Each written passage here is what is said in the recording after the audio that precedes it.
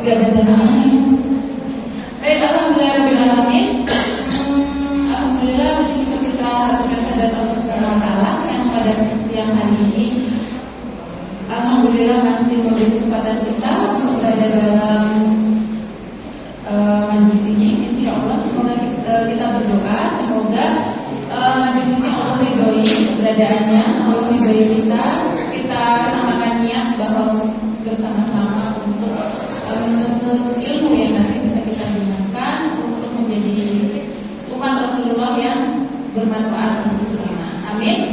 Amin ya rabbal alamin.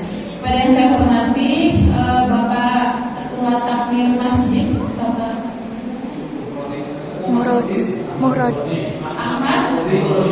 Oh, jadi Bapak Ahmad Muhrodi ya, siapa? Muhadir. Muhrodi. Bapak Ahmad Muhrodi yang saya hormati. Terima kasih atas kesempatan yang diberikan juga kepada teman-teman dan panitia semuanya. Baik, untuk siang hari ini kita melanjutkan yang tadi. Saya tadi sengaja meminta untuk tulisan-tulisannya diberikan karena ini sangat bernyambung dengan materi yang kedua, yaitu tentang melatih percaya diri. Ada yang merasa percaya dirinya, salah pertanyaan, apakah kepercayaan dirinya baik-baik saja?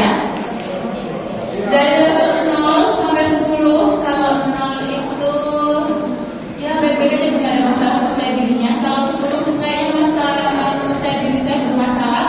0 sampai 10. 7. Nomor berapa percaya diri kalian? Masalahnya apakah tidak ada sama sekali atau justru di nomor 10? 4. Oke, 4. Terus berapa lagi? Berapa? Ayo. Masalah kepercayaan dirinya. Kayaknya aku nggak ada masalah dalam percaya diri. Aku baik-baik aja. Berarti dia masalahnya 0. Percaya dirinya bagus. Dari sisi yang awal, masalah percaya dirinya ada di nomor berapa? 1. Masya Allah. 1. Oh 6. Oh direvisi 6. Baik. Yang Iwan tadi 4, ada lagi berapa? 5. 50-50 ya.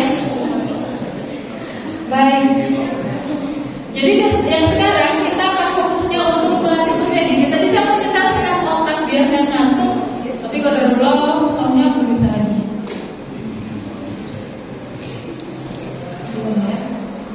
Baik, ini untuk melatih kepercayaan diri. Untuk materi yang kedua, nanti kita akan menyambung dari materi pertama yang tadi teman-teman sudah tuliskan di sini. Ada yang pesimis, ragu-ragu, kecemasan, karena orang tua tidak menyetujui dan lain-lain. Tapi alhamdulillah tadi kabar gembiranya teman-teman saat pelatihan sesi terakhir tadi sudah menulis apa goal yang bisa dilakukan misi-misinya. Gitu ya, baik. Nah, ini percaya diri. Ada beberapa pengertian dari WHO. Salah satu perilaku yang membuat individu memiliki pandangan positif dan realistis mengenai diri mereka sendiri dan situasi di sekelilingnya. Bandura dan Hunter ini adalah salah satu mbahnya psikologi juga. Kalau Abraham Maslow tadi itu mbah psikologi dari sisi terkenal dengan diagram motivasinya. Kalau Bandura dan Hunter ini dalam sisi psikologi kognitif atau biasanya perkembangan. Itu ya, beliau berdua itu mengatakan percaya diri merupakan salah satu dimensi evaluatif yang menyeluruh dari diri. Jadi bagaimana kita mengenali diri sendiri. Biasanya ketika generasi muda ditanyakan, coba sebutkan 5 kelemahan dan 5 kelebihan. Kita cenderung mudah menulisnya kelemahan atau kelebihan? Kelemahan. Kelemahan. Kalau kelemahan kayaknya gak habis-habis. Kayak saya gak bisa ini, saya gak bisa itu, gak bisa ini, gak bisa itu. Ketika disuruh menulis kelebihan, apa yang terjadi? Bingung. Jangan bu, nanti saya tak kabur kalau misalkan bisa. Jangan bu, saya nggak ada kelebihan, nanti saya tak kabur, sombong ria, nggak boleh gitu. Padahal bukan seperti itu. Padahal dengan kita mengenali potensi diri kita bisa menjadi umat yang bermanfaat untuk sesama. Dengan mengenali potensi diri kita, maka kita bisa menjalankan amanah-amanah yang datang ke kita. Sehingga di dalam Islam itu sendiri, kepercayaan diri itu sangat dianjurkan. Percaya diri. Islam kuat. Kuat. Mungkin yang kuat tuh yang seperti apa? Pada dia kata Bunda Susi, aku kira iso, sama aku tuh orangnya begini, udah lama orang tua aku gak support, aku malu, aku pesimis, kurang cukup berkomunikasi, terus apa lagi ini? Oh, dia tidak percaya diri dan pemalu yang berlebihan. Ini siapa ini? Coba dilihat matanya satu-satu. Siapa ya? Siapa ya dia? Ternyata dia tidak percaya diri, pemalu yang berlebihan, Masya Allah. Ketidakpercayaan pada diri sendiri, ada lagi tidak percaya diri. Di satu sisi semangat, kadang juga malas. Sebenarnya aku sih mau ikut pelatihan, aku mau. Tapi gimana dong? Mager. Penyakit mager ada yang sekarang masih mager. Alhamdulillah Allah mudahkan kita untuk mengalahkan kemageran siang hari ini. Padahal alhamdulillah Allah beri keberkahan, Allah beri rezeki masjid yang sejuk dengan AC-nya. Ini kalau tidak digunakan baik-baik dan tidak ada acara, kira-kira kalau masjid ngapain? Numpang tilawah dong. Tilawah dong. Kalau nggak ada AC-nya, tilawahnya misalnya dalam satu hari bisa 1 juz minimal. Kalau ada AC-nya dengan situasi yang sejuk, jadi berapa juz satu hari? 3 juz. 3 juz. 3 juz dalam dunia nyata kan ya? Baik, ini selalu pikir atas apa yang dikatakan orang overthinking ya baik. Ya gitu ya, sehingga dalam Islam itu sendiri Allah sangat menghendaki, Allah sangat menyukai mukmin-mukmin yang tangguh, pemuda-pemuda yang tangguh. Seperti itu. Kenapa? Karena kedepannya Islam berapa puluh tahun lagi di Indonesia itu adalah tergantung bagaimana cara pemuda-pemuda dan pemudi-pemudi sekarang melihat Islam itu sendiri. Tergantung bagaimana memperjuangkan. Bagaimana dakwah ke depannya itu tergantung bagaimana kita memperjuangkan. Kalau sekarang pendahulu senior kita, Bapak Ahmad tadi, Bapak Ahmad sudah membangunkan masjid yang sebegitu. Oke, Bapak, Pak. Oke, sudah memberi memfasilitasi dengan masjid dengan izin Allah, masjid yang sangat luar biasa ini. Maka tugas kita lah, tugas teman-teman semua lah untuk menghidupkan masjid ini. Tugas teman-teman semua lah untuk menggenerasikan bagaimana para pemuda-pemuda dan pemudi-pemudi agar hatinya tertaut dengan masjid. Nah, bagaimana itu bisa tertaut, bagaimana itu bisa terjadi ketika pemuda-pemudinya tidak percaya diri. Apakah itu bisa terjadi? Nggak bisa. Disuruh berangkat, nyong isin lah. Nyong isin kan berangkat baik, nyong isin, yang terkait baik, misalnya, gitu ya, sehingga kepercayaan diri ini bisa mendorong teman-teman semua untuk selalu bersyukur atas nikmat yang Allah berikan. Gitu.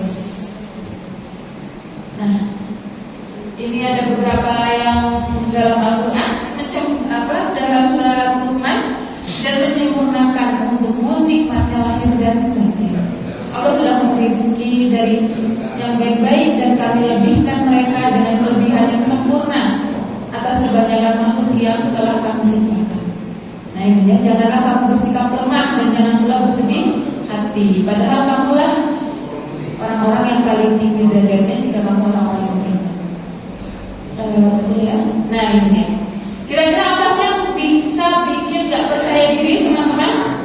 Kira-kira apa yang bisa bikin gak percaya diri? Kok bisa gak percaya diri? Kalau di sini teman-teman SMA yang toksik, tugas yang terlalu banyak, apakah itu membuat tidak percaya diri? Apa yang bisa membuat kita tidak percaya diri? Ayo, monggo. Oh, dalam Pak. Oh, jadi. Sapi Pak.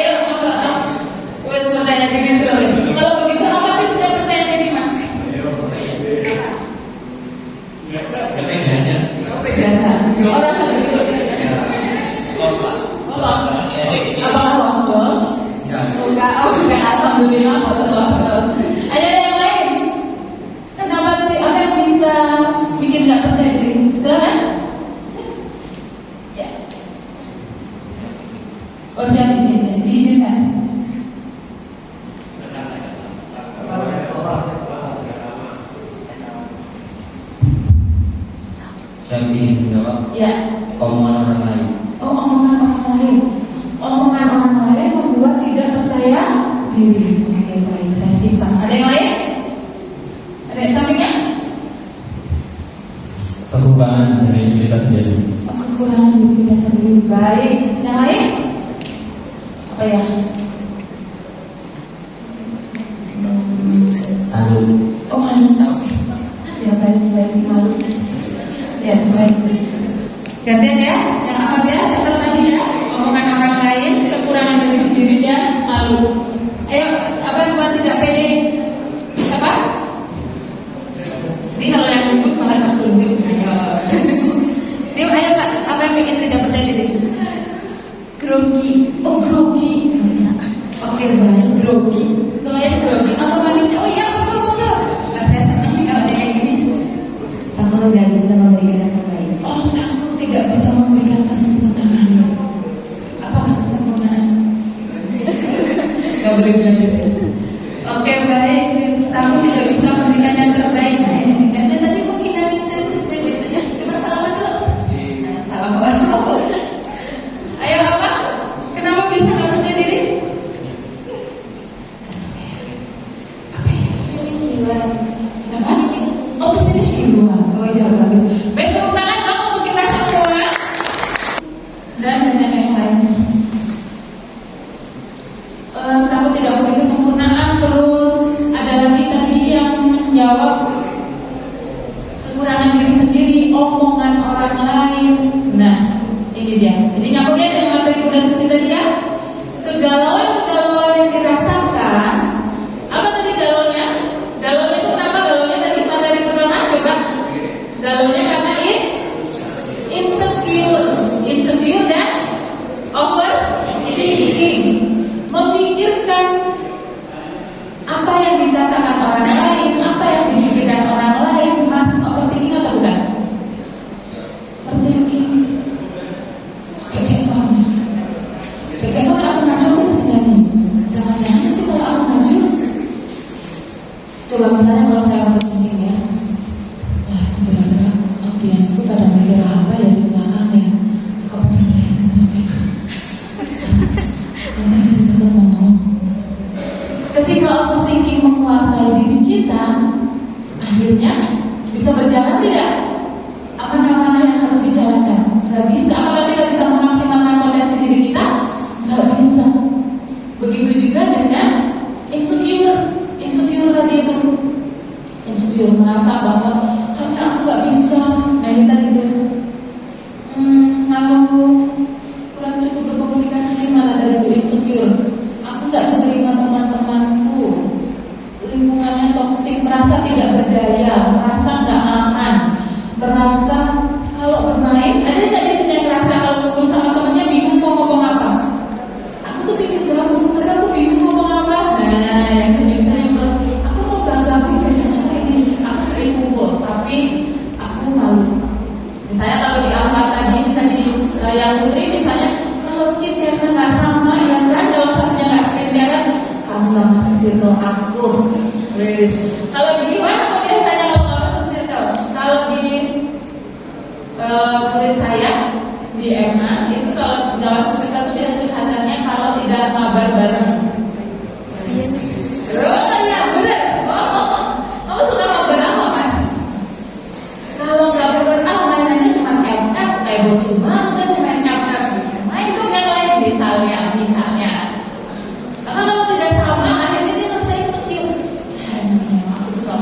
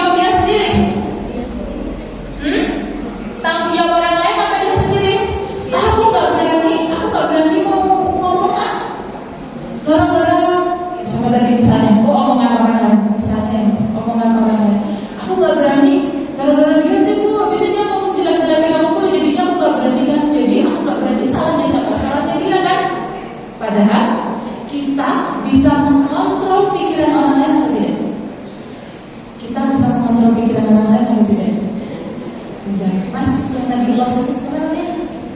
Siapa namanya mas? Enggak. Hah? Enggak. Enggar. Mas Enggar bisa nanti kalau saya masih di depan, please pokoknya Mas Enggar harus suka sama saya, support saya nomor 1 paling depannya Mas ya. Please ya Mas ya, dari dalam hati yang paling dalam. Kira-kira bisa nggak saya mengendalikan hatinya Mas Enggar? Nggak bisa. Apa sudah ada yang bisa mengendalikan hatinya Mas Enggar? Aduh, jadi orang yang kayak bahaya. Bahaya kalau ambil lihatin ke atas, ada apa di atasnya? Jadi ketika kita misalnya terfokus pada hal-hal yang memang tidak bisa kita kendalikan, maka itu akan membuat langkah untuk percaya dirinya akan terganggu. Jadi susah untuk percaya dirinya ya. Jadi itu tadi jadi susah untuk pede. Karena waktunya sampai jam 14 doang. Nah, ini dia. Apa yang bisa bikin kita tidak percaya diri? Itu tadi ya, dari galau, tadi sudah dijelaskan Bunda Susi, ada insecure, ada overthinking dan lain sebagainya, akhirnya menjadi tidak pede. Nah, jadi nggak pede, jadi ruwet pikirannya.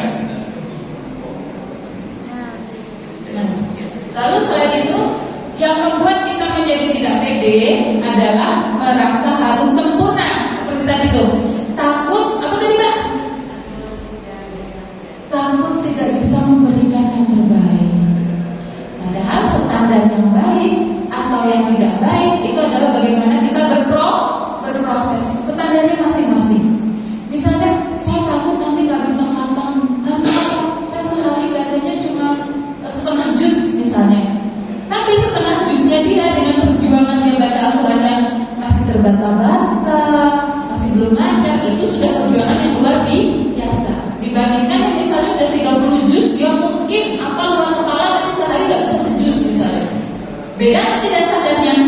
Beda, gitu ya. Maka merasa semuanya harus sempurna, itu menganggap bahwa segala sesuatu harus dilakukan secara sempurna tanpa kesalahan. Akhirnya menciptakan stigma bahwa ya udah deh, mendingan gak usah dicoba daripada kalau dicoba hasilnya jelek. Oh lah, aku gak usah lah. Aku gak usah ditunjuk misalnya jadi panitia generasi emas ya. Nama apa dia? Saya ditunjuk dia jadi generasi emas, ketua generasi emas misalnya, Kebumen. Ah nggak mau lah, aku nggak merasa sempurna misalnya. Maka ketika kesempurnaan itu boleh dijadikan target, tapi jangan sampai jadi penghalang. Nah, takut pada kesalahan itu akhirnya membuat kita tidak berani menampilkan diri sendiri. Padahal agar bisa sempurna harus berani berproses dalam ketidaksempurnaan. Harus berani dipaksa untuk menjadi sempurna. Saya dan Bunda Susi dulu awalnya kami pernah saling cerita. Jadi ceritanya waktu itu ada satu kegiatan di mana tidak ada yang mau jadi peserta. Nggak ada yang mau jadi peserta, nggak ada yang mau jadi pembicara ya, Bun. Nggak ada yang mau jadi pembicara. Semua mengarah. Udah Bunda Susi aja, udah Bunda aja gitu. Padahal untuk kami bisa berdiri di sini itu ya sama aja mengalami kalau mau untuk berdiri. Selamat pagi bapak-bapak. Namanya pointer, kalau nggak pointer tuh kelihatan. Padahal agar bisa sempurna, ada fase-fase di mana memang kami berdua itu sama sekali nggak bisa deg-degan ngomong di depan umum. Terus kok bisa terus gimana? Ya karena dipaksa, karena terus dijeblos. Kayak tadi yang udah sudah bilang resiliensi, semakin ditekan ke bawah, semakin melatih ke atas. Gitu. Maka itu bisa dijadikan patokan. Walaupun kita tidak sempurna, tapi tetap berproses dalam ketidaksempurnaan dan jangan takut akan kegagalan. Kalau saya sama Bunda Susi menuruti Allah, mau kebetulan berdua sama kamu rasanya sih ya. Kalau misalnya dia rasa pemacara, baik mau rasa pemacara kalau yang deket misalnya. Apakah sekarang bisa sampai di titik bisa bicara, cekak ngenges, cerita kehaluan kita berdua, saling sama-sama saling curhat, gitu ya. Maka itu semua itu berproses dari hal tidak sempurna. Makanya ketika misalnya ada kita belum bisa merasa nikmati prosesnya. Nikmati. Misalnya, apa sih ketidaksempurnaan? Apa perasaan ketidaksempurnaan para pemuda sekarang? Apa contohnya? Saya kebayang nonton Korea. Ketawa, bener. Kalau yang Ivan biasanya lebih apaan sih Korea? Enggak banget jadi apa tuh? Gitu ya misalnya. Enggak apa-apa untuk misalnya berproses dalam ketidaksempurnaan. Misalnya diajak jadi panitia apa namanya? Terapi, pelajaran Ramadan penuh arti. Enggak apa-apa misalnya benerin benerin kabel panas ini aja deh.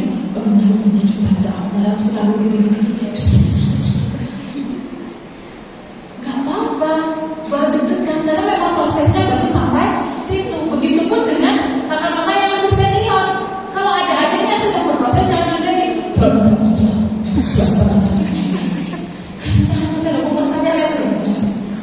gak boleh, harus ditolong. Dan yang sedang berproses itu oke, gak apa-apa untuk jadi belum sempurna. Kenapa mas? Pengalaman pribadi ya?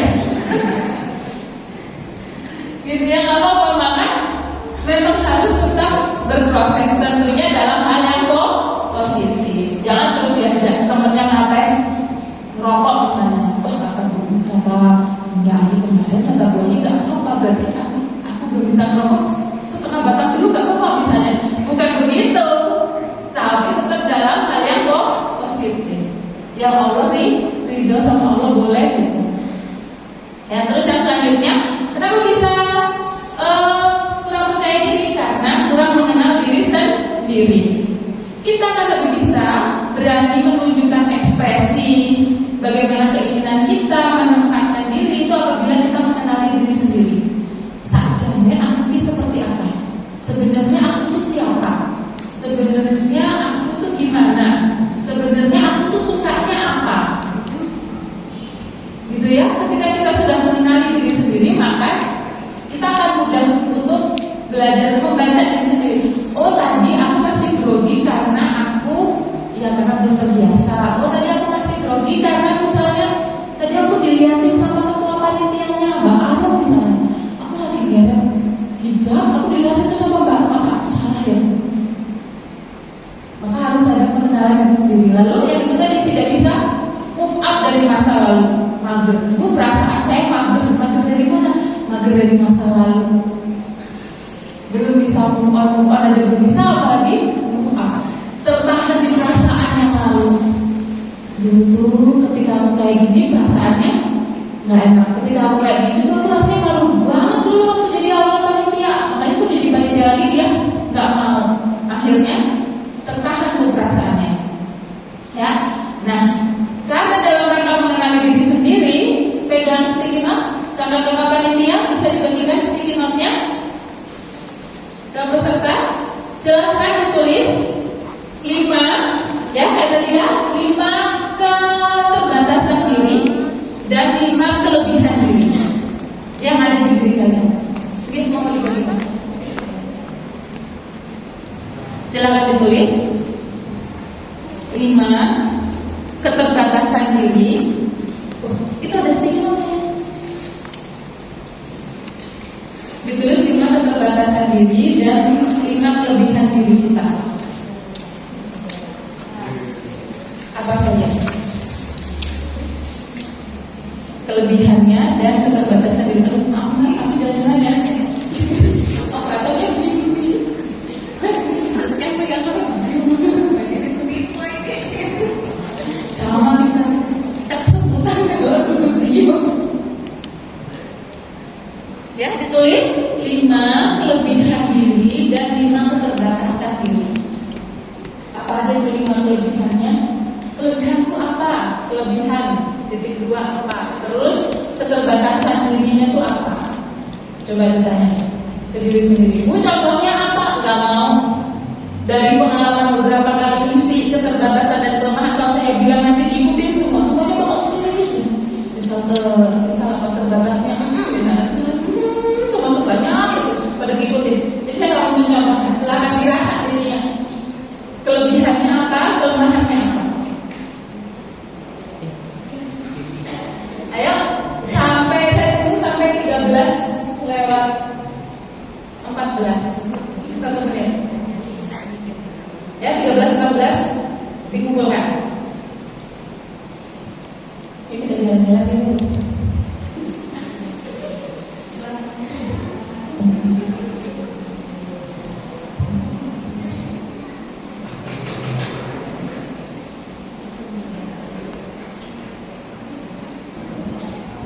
Sudah, kalau sudah gambar-gambar ini kita tolong diambil.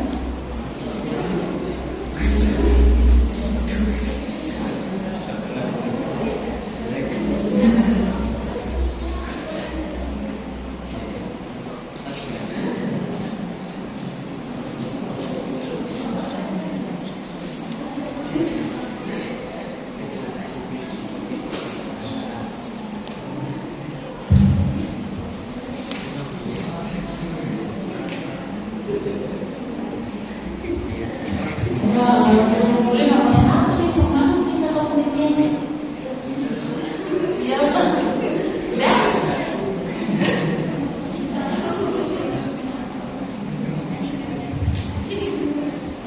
Oh, nanti dulu belum selesai nulisnya.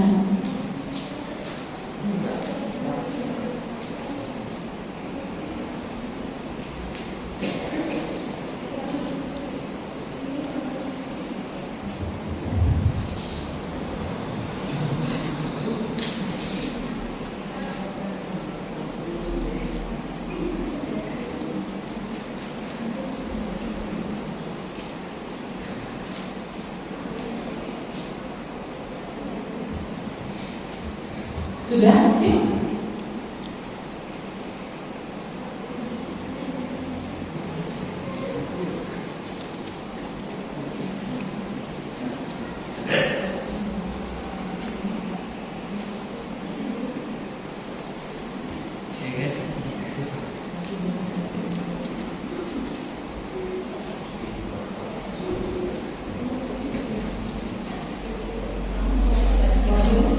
Dia nggak kebaca nomor ini.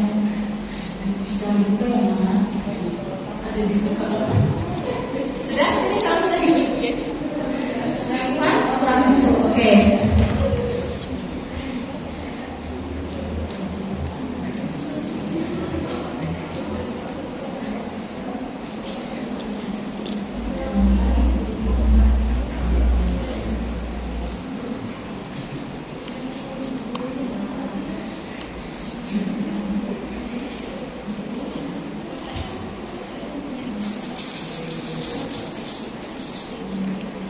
Sambil nunggu ya, sambil kita bahas ya. Boleh dibacakan kan ini? Enggak. Oh, boleh dibacakan, kenapa? Nah, ini memikirkan apa yang dipikirkan orang lain. Acak aja yang bacanya.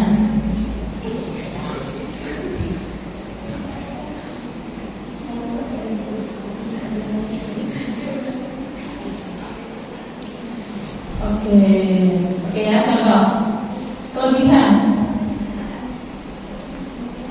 apa kekurangan dulu nih kita bacanya? Kelebihan. Oh, kelebihan, oke. Kelebihannya suka editing. Oh ya, editing. Ini siapa ini? Suka editing, suka hitung-hitungan. Hobi nonton. Hobi halang-halang, suka ditraktir. Jadi suka ditraktir itu ada lagi yang bilang hobinya kelebihannya fokus pada tujuan yang telah direncanakan, bisa tilawah, insya Allah, cepat dalam menghitung, suka membaca, mampu berinisiatif. Bagus. Mampu berinisiatif itu adalah salah satu skill yang cukup dibutuhkan dimanapun. Mampu berinisiatif, sehingga bagus kalau mengenali dirinya, otaknya bisa berinisiatif. It's okay, itu hal yang bagus. Dan keterbatasannya malu bertanya pada guru saat KBM, kurang pede saat berbicara di depan umum. Gak apa-apa, nanti lama-lama bakalan bisa. Terus yang awal mana sudah?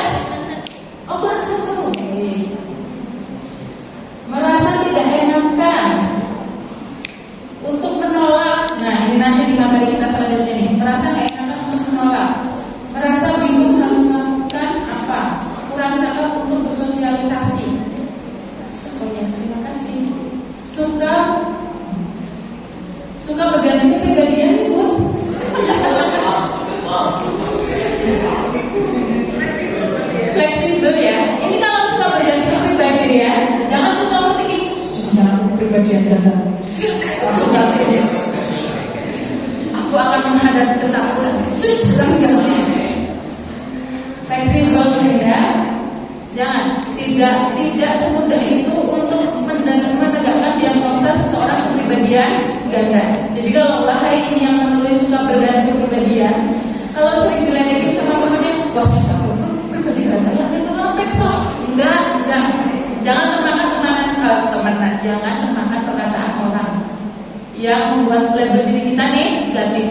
Misalnya, kalau kita dilabel orang sama, buah itu ngomong-ngomong, kalau ngomong bosan nggak usah percaya, itu adalah perkataan orang. Kadang introvert, kadang ekstrovert, ambivert, ya oke, suka begadang, kebanyakan main HP. Ini kekurangan tadi, misal berarti kebanyakan main HP sampai bosan. Ada cerita tuh anak-anak kebanyakan main HP, ditanya kalau murid saya tuh, kemarin ngapain aja di rumah? Bosan ngapain? Tarik beranda. Beranda apa yang ditarik? Beranda Facebook, beranda TikTok, beranda Instagram. Bosan tarik beranda. Ya terus yang ini kelebihannya senang berolahraga, senang membaca, senang menulis, senang bertukar cerita dan pengalaman. Insya Allah. Dia terakhir boleh dibacainnya nih. Senang sama dia. Kalau senang sama dia ini normal nggak? Normal. Normal apa enggak? Normal. Wajar apa enggak? Wajar. Apalagi dia adalah lawan jenis. Semangat lawan jenis bu. Wajar. Iya wajar. Ini adalah sesuatu yang wajar. Kenapa? Ini adalah fitrah. Fitrah yang Allah berikan. Hanya saja fitrah yang sudah Allah berikan ini harus dijaga sebaik mungkin, sebagaimana keinginan yang memberikan fitrah. Siapa yang memberikan fitrah perasaan suka senang sama dia? Allah. Maka bagaimana kita menjaganya? Ya kita memperlakukan fitrah tersebut sesuai dengan yang memberikan fitrah, sesuai bagaimana Allah minta untuk kita memperlakukan si dia yang kita senangi. Alhamdulillah kalau disenangi perempuan. Saya sama Bunda Susi berapa kali kita sharing ada kasus LGBT dan lain sebagainya. Ada anak SMP yang sudah kenal. Serius? Ada SD sudah ada juga yang kenal. Yang tadi itu yang kalau dibilang harum wangi laki-laki yang heteroseksual disenangi oleh Allah, itu kelas mahasiswa. Ada kasus ini nyata, anak SMA negeri di negeri antah berantah ya kan, di negeri Konoha. Anak ini kasus nyata serius. SMA negeri, anak ini lulus 6 PTN. Lulus 6 PTN berarti dia masuk perguruan tinggi negeri tanpa tes, masuk UGM. Anaknya pintar, ganteng, wangi, flamboyan dan lain-lain, wangi lah. Sayang ketika dia sudah sampai di UGM, dia sempat datang cerita, saudara sepupunya dia cerita sama saya, itu bilang gimana sih caranya untuk nyembuhin saudaraku yang dipakai sama umum, dia main sama umum. Saya di sini ada cerita ini bisa nyata. Makanya, kalau cerita singkat cerita kenapa dia seperti itu, karena kalau dia bertemu dan lain-lain sehingga konsep dirinya buruk, sehingga dia akhirnya mencari pelarian karena dia mendapatkan trauma yang cukup besar dari ayahnya, sehingga dia laki-laki tapi dia tidak mau menjadi laki-laki karena dia sakit hati sama laki-laki. Akhirnya dia mempersepsikan diri dia adalah perempuan, sehingga dia akhirnya terlibat di LGBT. Singkat cerita, dan itu tidak hanya satu dua, itu banyak kasus-kasus seperti itu. SMP pun ada dengan berbagai macam ragam cerita. Ada juga kisah di SMP, anak-anak SMP, anak perempuan di negeri Konoha juga, di SMP di negeri Konoha, anak perempuan. Jadi waktu itu terkena ada kasus anak perempuan ini saling surat-suratan, ketahuan sama gurunya. Misalnya si Ani sama si Anu, misalnya Ani sama Anu itu surat-suratan, ketahuan sama gurunya. Ditanya apakah si Ani suka sama Anu, si Anu suka sama Ani, itu si Aninya suka sama Ani. Tapi apakah si Aninya suka sama Anu? Oh tidak, beda cerita. Si Ani suka sama laki-laki ini karena dia mau mendalami bagaimana ketika seorang laki-laki jatuh cinta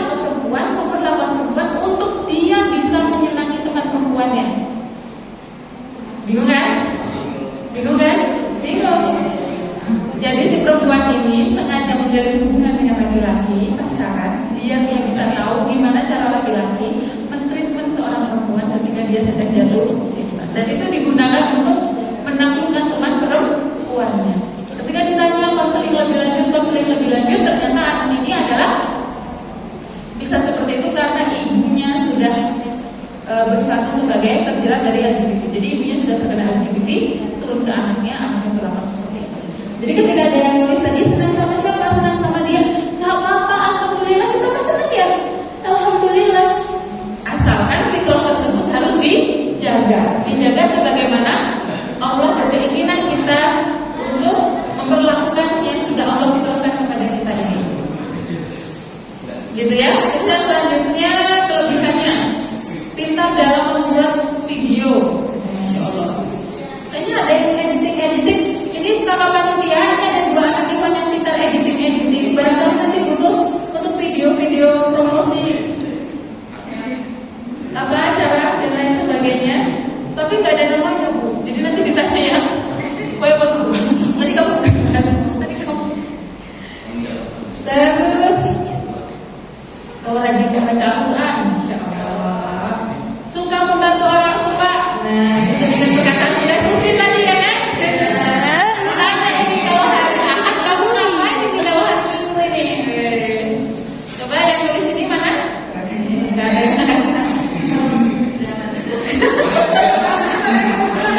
Coba mana yang tulis ini? Coba nanti kalau ada yang tanya saya perhatikan. Ada. Oh serius kamu? Oh ya oke. Ya sudah tahu udah takjub ya. Udah ditandai. Nanti kalau yang nanya ini, Bun tadi mana itu yang nulis suka membantu orang tua? Tolong saya dihubungkan. Siap. Nanti tak panggil. Tak ingat dulu bukan ya Mas ya. Terus keterbatasannya kurang semangat. Oh jangan dibaca dulu. Yang ngomong dah. Oh jangan dibaca. Oke.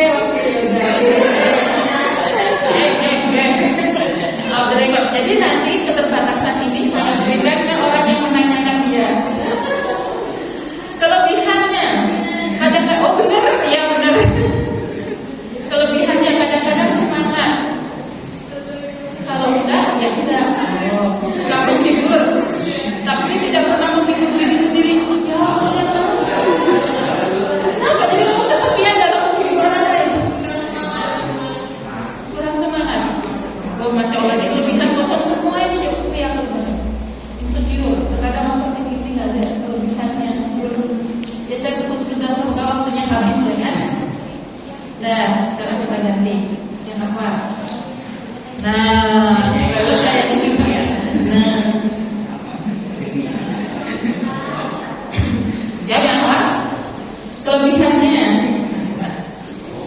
mudah beradaptasi. Ya bedanya Ivan dan Ahmad. Ketika Ivan ditanya secara struktural otak itu cenderung yang secara logika dan lain-lain, tidak begitu mengendalikan perasaan. Kenapa? Karena emosi, Allah memfitrahkan emosi laki-laki itu hanya di otak sebelah kanan, tidak loncat ke otak sebelah kiri. Sehingga kalaupun ada emosi, laki-laki itu lebih cenderung mukanya datar, kan? Mukanya datar, nggak yang kayak Masya Allah, nggak ketemu aja lebih. Itu misalnya. Berbeda dengan perempuan yang Allah fitrahkan ketika seorang perempuan merasakan emosi, maka emosi yang ada di otak kanan itu bisa loncat ke otak yang kiri. Otak kanan itu otak apa?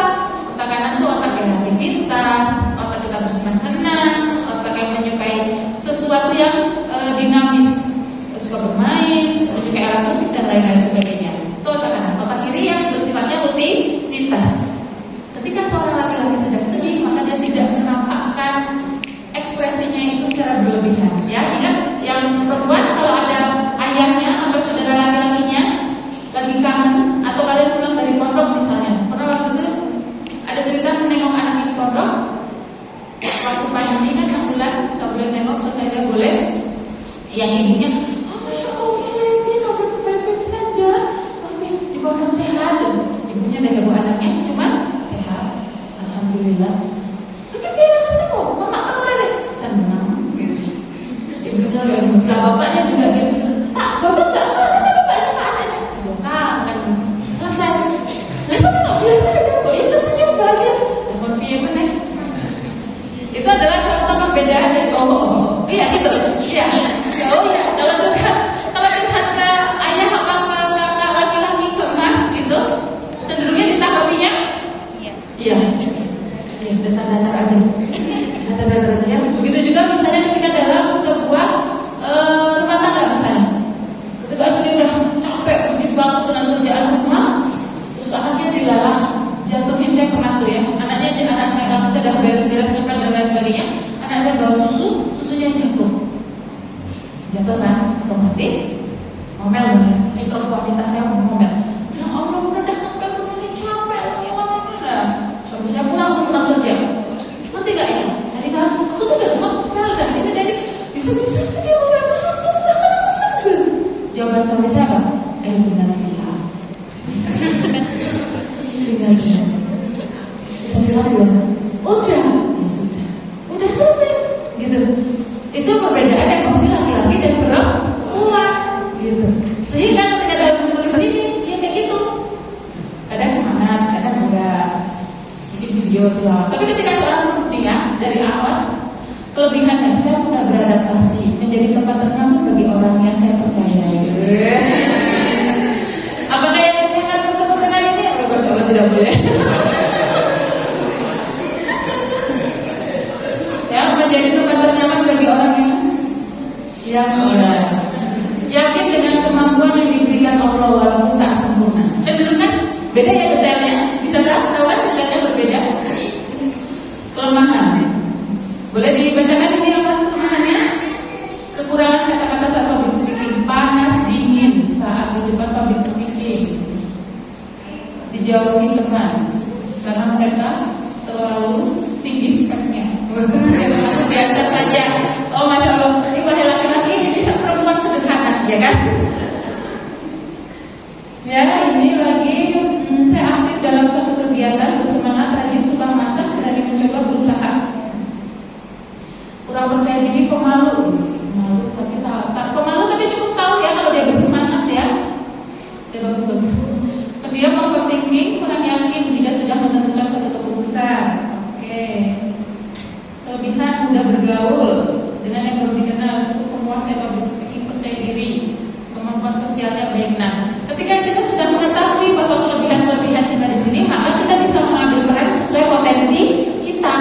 Misalnya tadi yang editing video, ketika dalam misalnya mengambil peran untuk memaksimalkan potensi, biar kita bisa percaya diri, maka bilang sama ketua panitianya, kayaknya kalau saya jadi panitia saya lebih senang di belakang layar.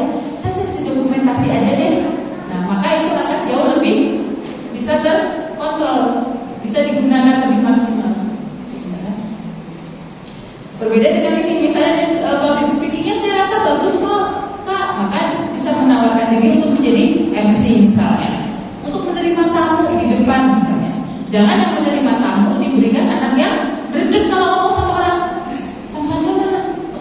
Oh, tempat apa? Tempat acara. Tidak jadi, gitu ya. Maka dalam psikologi itu ada namanya the right man in the right place. Orang yang tepat di tempat yang tepat. Jangan bertanya orang di tempat yang tidak tepat. Maka bisa nggak? Bisa. Akan bisa belajar nggak? Tetap bisa. Tapi akan butuh usaha yang lebih keras. Gitu ya. Ini kelebihannya bagi yang menarik. Suka menghitung uang walaupun bukan matematika. Berani bertanya. Oke. Berani bertanya. Kelebihan saya baik, penyayang. Jadi ingat kata Bunda Susi tadi yang kalau ditanya apa? Lagi ngapain kalau suka sama anak kecil? Ini ada yang penyayang, suka menolong teman, penyabar kadang-kadang.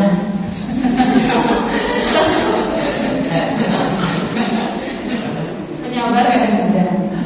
Suka hal-hal yang baik. Oh, ini dia jawab kelebihan saya social butterfly. Masya Allah. Ada yang tahu social butterfly? Oh, nggak ada. Social butterfly itu apa? Mudah bergaul. Mudah bergaul. Olahraga? Kupu-kupu? Mudah bergaul. Mabur-mabur. Social butterfly itu adalah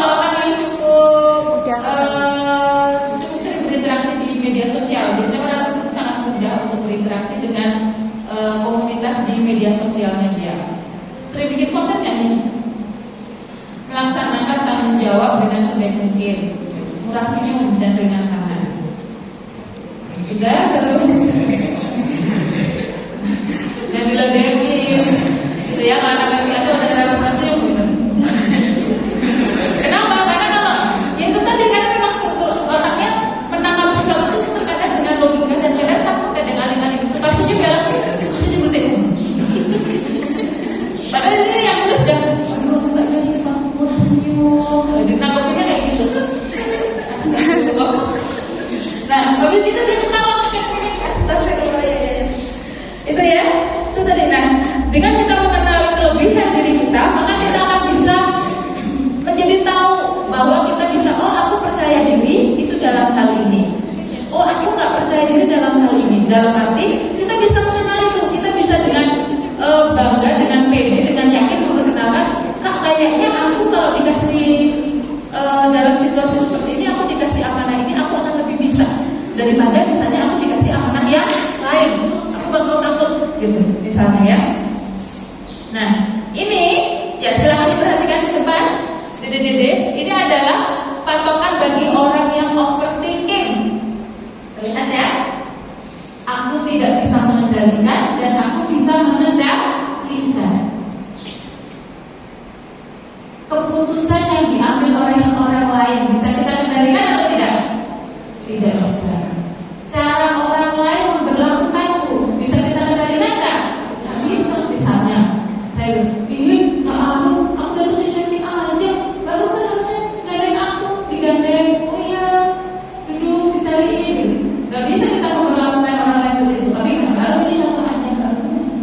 Oh di luar ya. Oke, tentunya ini masa lalu. Kita tidak bisa mengendalikan masa lalu. Prediksi masa depan kita juga tidak bisa mengendalikan. Kesediaan orang lain untuk memaafkanku itu kita juga tidak bisa mengendalikan.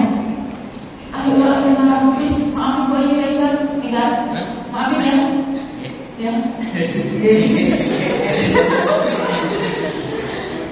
Misalnya itu, nah ini bagaimana aku terlahir di keluarga seperti apa itu juga tidak bisa kita kendalikan. Nah, hal-hal yang tidak bisa kita kendalikan inilah sepatutnya tidak seharusnya mendapatkan porsi overthinkingnya kita. Kita nggak bisa memilih untuk dilahirkan dalam keluarga apa. Aku ini deh, temanku tuh lahir keluarga dia itu enak banget tuh, Islam banget deh, mungkin bisa sampai habis Quran, bapaknya ngajar terus 5 waktu di masjid, ibunya di rumah ngaji terus. Nah keluargaku misalnya bapakku aja sholat 5 waktu, aku udah alhamdulillah banget misalnya. Nah jangan dengan walaupun keadaan keluarga kita tidak sempurna, tapi kita bisa memotong ketidaksempurnaan untuk menciptakan keluarga kita besok dengan sempurna. Nggak bisa, amin? Amin kayak apa? Amin. Walaupun keluarga kita dilahirkan dalam keluarga yang tidak sempurna, tapi dengan ketidaksempurnaan itu kita belajar untuk besok kelak kita menciptakan keluarga yang sempurna untuk generasi-generasi selanjutnya. Jadi tidak bisa kita kendalikan, tidak bisa di overthinking. Mau di overthinking sampai 1 tahun di keluarga seperti ini, kira-kira bisa nggak terus sering keluarganya berganti? Nggak bisa kan? Gitu ya. Jadi lanjutnya omongan penilaian orang lain juga kita nggak bisa kendalikan. Ya. Tadi itu ada yang bilang kan penilaian orang lain nggak bisa kita kendalikan. Omongan orang lain, penilaian orang lain, bagaimana orang lain bersikap, apa yang orang lain rasakan kepada kita itu kita tidak bisa kendalikan. Makanya jangan membuang waktu untuk menghabiskan pikiran kita, energi kita untuk memikirkan hal-hal yang tidak bisa kita kendalikan. Karena itu bisa menimbulkan kecemasan. Yang tadi Bunda Susi bilang, kalau sudah cemas, ya tadi kan sempat cerita kalau di mobil cerita kalau dalam sehari itu sel kita beregenerasi, sel kita Allah menciptakan keadaan tubuh kita itu sudah demikian canggihnya sehingga dalam 1 hari itu mereka selalu berganti dengan yang baru. Ketika proses pergantian itu terus kitanya dalam keadaan cemas, kitanya dalam keadaan sedih, maka sel-sel yang lahir juga sel-sel yang sempurna tidak. Sel-sel baik. Jadi, sehingga tidak perlu untuk kita menghabiskan waktu untuk overthinking dalam hal yang tidak bisa kita kendalikan. Bu, tapi susah, memang susah. Bu, tapi kamu tuh pikiran terus, ya memang itu butuh proses. Tapi sebutuh-butuhnya proses, sebuah proses itu akan mudah dijalankan ketika ada kemauan dari yang punya diri. Kesembuhan psikologis, nah ini dikatakan oleh psikolog kami berdua konseling. Kesembuhan psikologis, kesembuhan masalah psikologis itu bisa dicapai ketika seseorang menyadari ketidaksadarannya. Paham nggak? Ketika kalian menyadari selama ini aku tuh overthinking ya. Nah, ketika sudah ada pikiran, sudah ada kesadaran, maka kesembuhan itu bisa dicapai. Tapi kalau selama ini dibilang, enggak, aku nggak overthinking. Misalnya social butterfly tadi, aku baik-baik saja, aku social butterfly, aku nggak pengaruh sama komen-komen orang misalnya. Itu nggak apa-apa gitu ya. Nah ini yang bisa aku kendalikan. Usahaku dalam meraih sesuatu itu bisa kita kendalikan. Keputusan yang aku buat itu bisa kita kendalikan. Ya, bagaimana mengatur waktu itu bisa kita kendalikan. Sehingga daripada kita memikirkan orang lain, fokus di amanah-amanah kita. Nah, bagaimana cara melatih percaya diri? Itu tadi sudah mengenali diri, buat daftar kekuatan dan kelemahan kita terlebih dahulu, berpikir positif, berlatih positif self-talk, bicara kepada diri sendiri. Bu, bicara kepada diri sendiri nanti aku diketawain orang. Aku baik-baik saja. Hari ini aku akan bukan begitu, tapi berbicara pada diri sendiri, yakin akan kemampuan diri, berprasangka baik. Ingat bahwa Allah itu sesuai prasangka hambanya. Maka berbicara yang baik-baik pada diri sendiri. Oh Bismillah, aku pasti akan bisa. Bismillah, Allah akan memberikan aku jalan. Bismillah, aku yakin aku bisa. Gitu ya.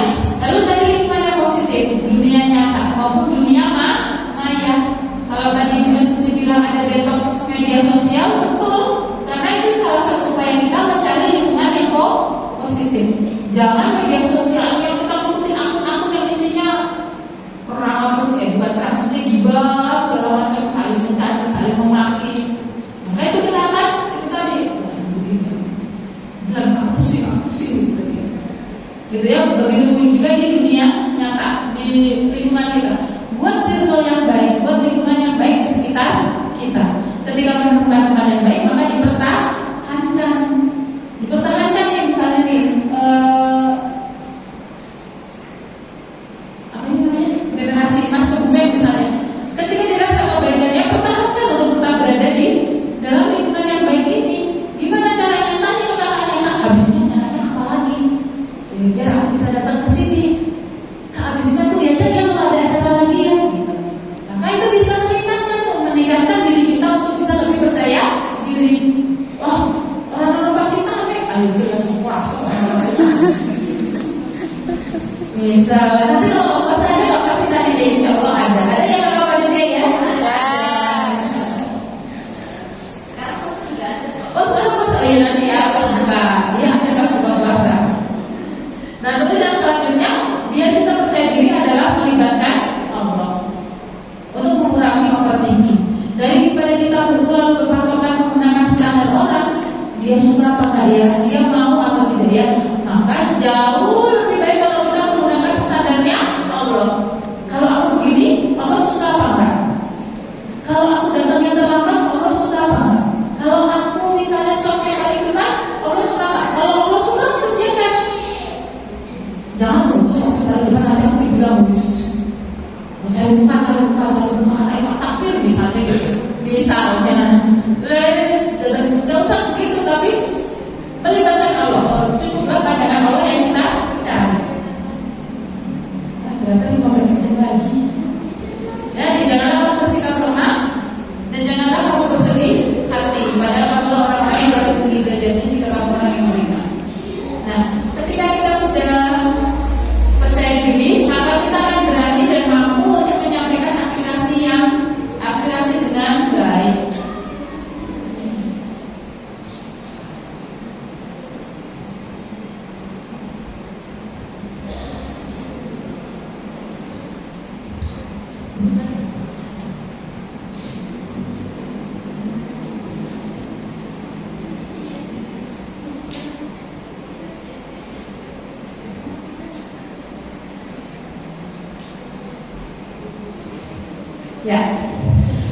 Ya, ketika kita sudah percaya diri tadi, sudah bisa mengetahui kelemahan kita di mana, mengetahui potensi kita di mana, maka kita akan berani dan mampu menyampaikan apa yang kita mau dengan cara yang baik. Dengan cara yang baik.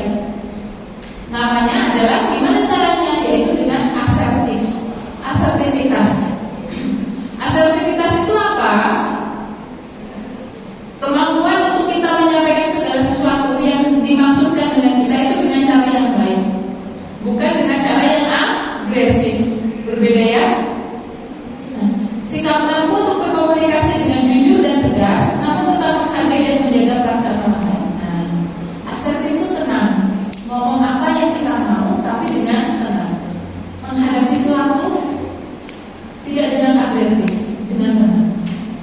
Walaupun misalnya kita mau berkata tidak, berani menolak ajaran teman itu asertif. Untuk menolak ajaran-ajaran keburukan itu asertif. Nah, biar bisa asertif, biar bisa kita berkata apa yang kita perlukan sebagai apa, biar bisa kita asertif berkata untuk sesuai yang kita inginkan, maka yang pertama caranya adalah berlatih berkata tidak. Siapa yang belum berani mengatakan tidak? Banyak yang tadi di sini.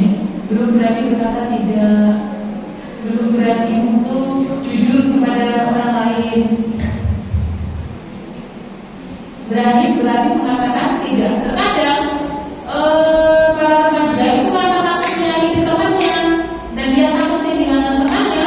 Ada remaja yang penting bilang iya, yuk makan yuk.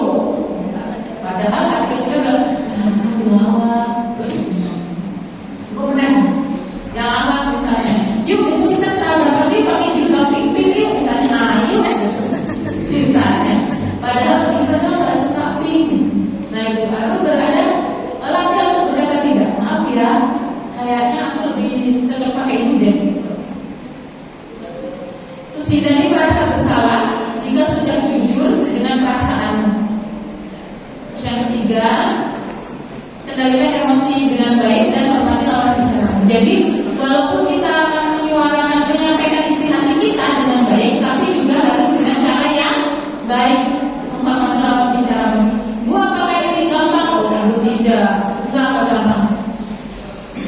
Untuk bisa asertif, bahkan cukup sering saya pernah ada cerita tuh ketika sudah coba untuk asertif, udah jujur nih misalnya, ayo bunda, pernah suatu ketika ada anak minta konseling kan, Bu Haji saya mau konseling. Oke, saat itu saya sedang tidak baik-baik saja, sedang tidak baik-baik saja. Kalau kayak gitu dilayani atau tidak? Dilayani atau enggak?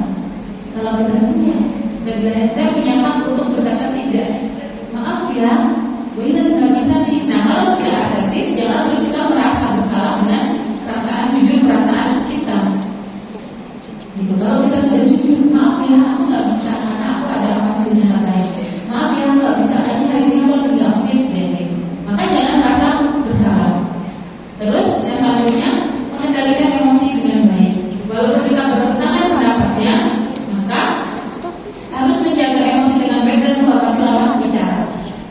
Ya itu yang asertif. Yuk, setelah kita berlatih asertif, silakan cari pasangan dua-dua. Cari pasangan dua-dua, berapa persen ya?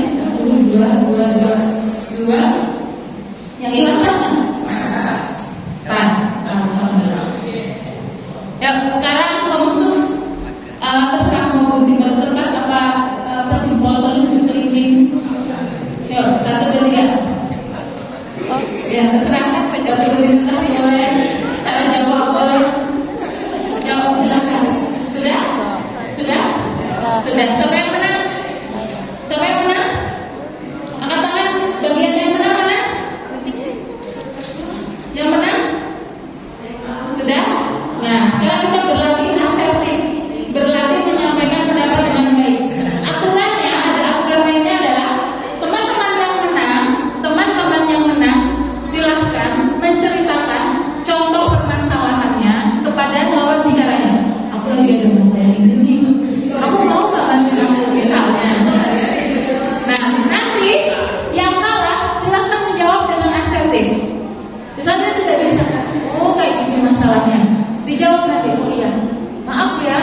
bisa gitu dijawab, tapi dengan kata-katanya sendiri. Tentu saja ketika asertif, apa tadi aturannya? Menghormati lawan bicara. Itu harus dilatih. Kalau nggak dilatih kenapa? Nanti bisa kita terlibat konflik. Pokoknya aku nggak bisa.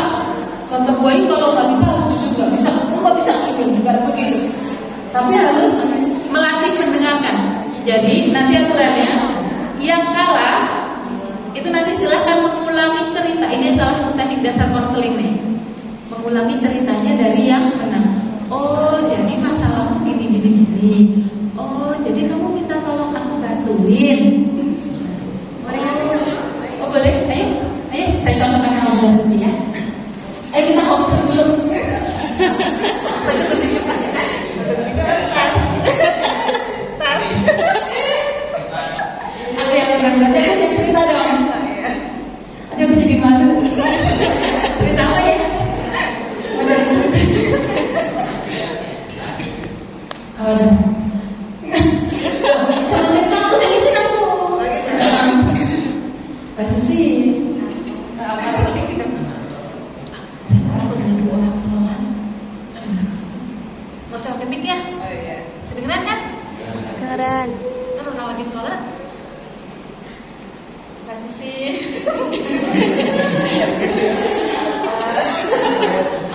Aku mau cerita. Aku ada masalah masakan ya.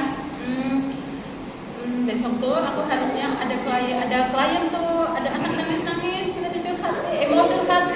Tapi gimana dong, anakku di rumah juga lagi nangis. Tapi satu sisi aku ngerasa bersalah ya kan. Aku teringat gimana nanti dia si anak itu bakal gak ada temen. Dia pasti ngebutuhin aku ya, walaupun aku rasa pede banget aku, siapa lu gitu ya kan. Tapi kadang satu sisi itu kadang merasa bersalah, gimana ya. Terus gimana dong, aku harus gimana dong, satu sisi di rumah juga anak-anak nggak sih apa mereka ya. Iya.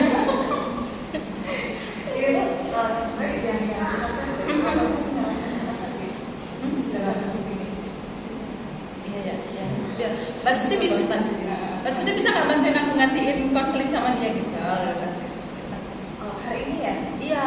Aduh, maaf, aku tidak tanya. Dengar nggak suaranya? Oh, enggak. Ya.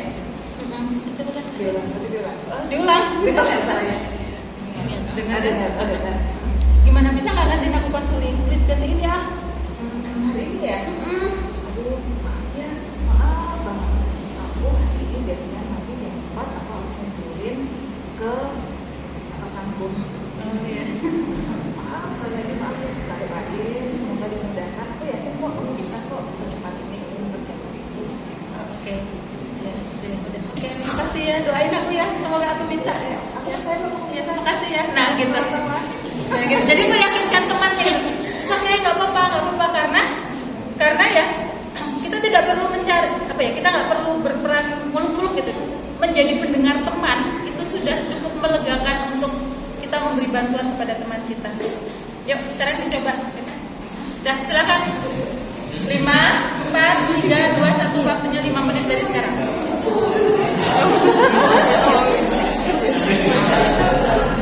Ayo. Iya, menolak dengan cara yang baik. Ya, menolak dengan cara yang baik. Jadi kita oke. Iya.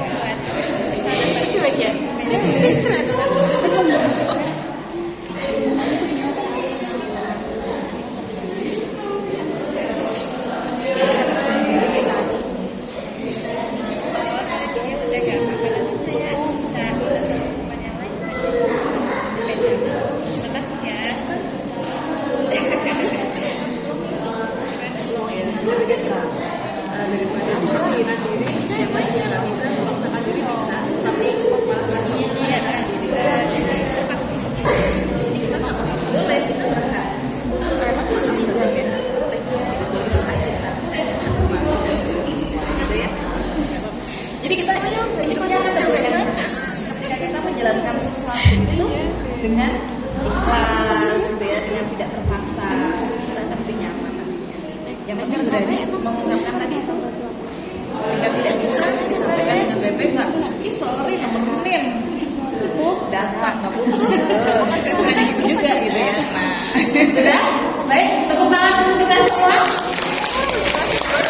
Ada yang belum sampai ke depan? Ada yang belum sampai ke depan? Perlu nggak nih? Yuk, yang Iwan tadi ada yang bagus. Siapa tadi ya? Mau di depan atau mau di situ aja? Mas. Berdoa.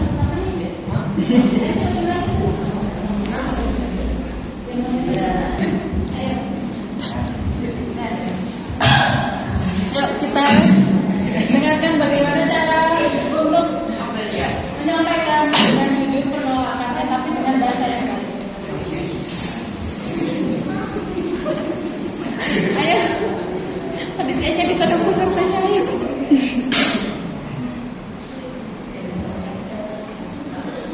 Ayo, silakan. Nah gini Pak Basar, besok kan saya ada acara hari Senin jam 5. Nah kemudian saya besok ada acara juga di suatu tempat di daerah Keponcen sana lah, pokoknya lah. Kira-kira Pak Basar bisa mendengarkan saya ini ya? Besok ya? Besok saya ada pembagian THR di mana Mas? Kalau saya nggak pembagian THR, saya juga mau teman-teman kerja di mana ya? Oh ya, Pak. Jadi dibagi waktu aja. Hari ini kesini, jam ini kesini, jam ini kesini. Bisa. Oke. Tepuk tangan ya.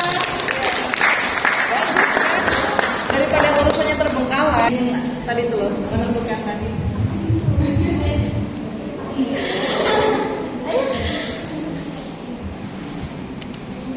Yuk.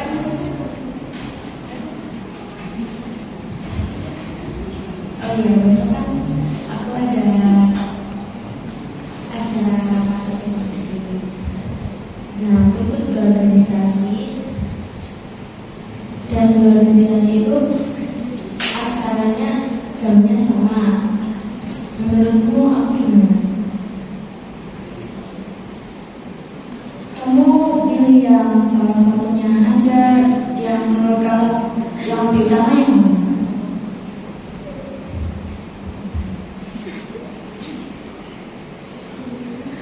Kan itu jamnya sama ya.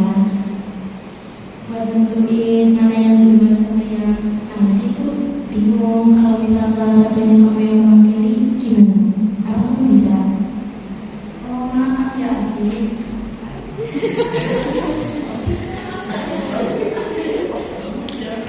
Saya ada acara keluarga, jadi nggak bisa gantiin kamu. Coba kamu bilang ke panitianya, izin salah satunya. Oh gitu ya, ya udah makasih ya. Jadi memang boleh kan kita untuk menyampaikan apa maksud kita dengan baik, walaupun itu tidak sesuai dengan lawan bicara kita, boleh banget. Hanya saja memang ada cara-cara yang perlu diperhatikan. Harus ada empatinya, harus tidak tiba-tiba tadi langsung misalnya, ya sana ikut acaramu terserah ya. Aku sih nggak ngurusin misalnya gitu, nggak boleh kayak gitu. Jadi teman-teman sudah cukup bagus. Nah kenapa berarti seperti ini? Kenapa? Terkadang masalah remaja. Jadi ada survei yang melakukan sebuah lembaga seperti itu ya. Nah itu mengatakan bahwa untuk remaja-remaja yang sekarang, generasi sekarang, itu walaupun dia punya teman bermedia sosial dan lain sebagainya, dia merasakan kesepian. Kesepian di mana? Kesepian di dalam rumahnya sendiri. Karena ketika pulang dia nggak tahu harus cerita sama siapa. Aku lagi ada masalah nih, ya udah cerita. Aku nggak tahu mau cerita sama siapa. Cerita sama orang tuanya dia mungkin merasa belum nyaman. Cerita sama gurunya takut dimarahin. Maka ayo kita mengambil peran menjadi pendengar yang baik bagi sahabat-sahabat kita. Kalau ada yang mau cerita, didengarkan dengan baik. Begitu juga untuk jujur menyampaikan apa pendapat kita, gitu ya. Sehingga manfaat dari bisa menyampaikan aspirasi dengan baik. Manfaat agar dari asertif ini adalah yang pertama agar kita terhindar dari stres. Daripada kita bantuin tadi misalnya contoh udah THR-nya nggak jadi dibagi atau ngelaporin teman, wah diubur-ubur karyawannya, jadinya stres sendiri. Maka dengan berkata jujur tadi bisa terhindar dari stres itu tadi. Termasuk tadi juga ada contoh yang bagus. Ya udah kamu separuh aja jalanin dulu, kalau nggak bisa nanti separuhnya besok lagi. Karena aku juga nggak bisa bantu. Nah itu juga bagus tuh solusinya, gitu ya. Terus tidak akan ditindas atau dimanfaatkan oleh orang lain.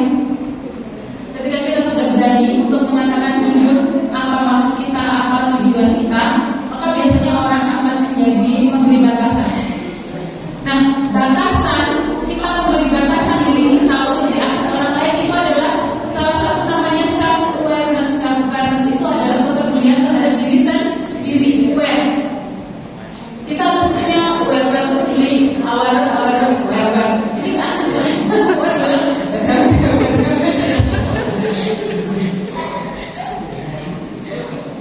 jadi kita peduli sama diri kita sendiri. Jadi kita memberi batasan sejauh mana orang-orang bisa mengakses diri kita, sejauh mana orang bisa meminta bantuan ke kita.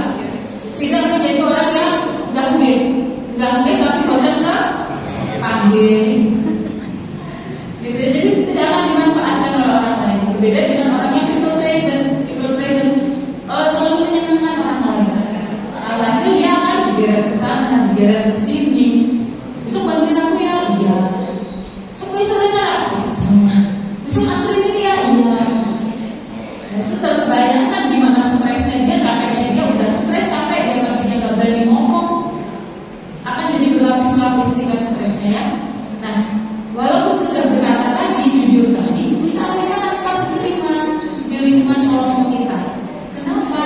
Karena kita memberi alasan yang jelas. Karena kita memberi alasan yang baik, alasan yang sesuai logika prioritasnya itu tadi. Tidak hanya berdasarkan perasaan. Oh ya udah, kalau masalah aku pikir dewe. Kalau begitu jelas tidak akan diterima. Tapi ketika menyampaikan dengan baik maka akan diterima. Lalu yang selanjutnya menyelesaikan masalah dengan baik. Walaupun masalah dengan kita tidak selesai, tapi setidaknya kita sudah mengurangi bebannya untuk dapat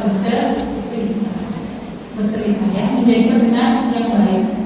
Jangan hanya bisa didengarkan, tapi harus menjadi pendengar yang baik. Dan ketika ada temannya yang ngobrol, diperhatikan juga ngobrol. Temannya yang curhat, diperhatikan dengan baik. Jangan diperhatikan, jangan ada pihak ketiga. Siapa itu pihak ketiga biasanya?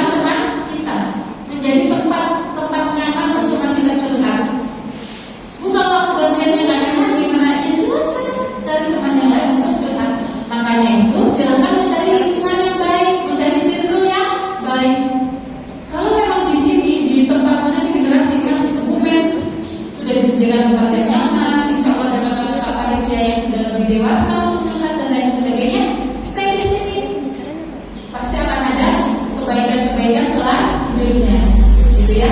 Karena apa? Karena memang harus mencari komunitas yang baik. Untuk apa? Untuk menjadi pribadi yang baik. Untuk menjadi pribadi yang percaya diri, tidak bisa sendirian.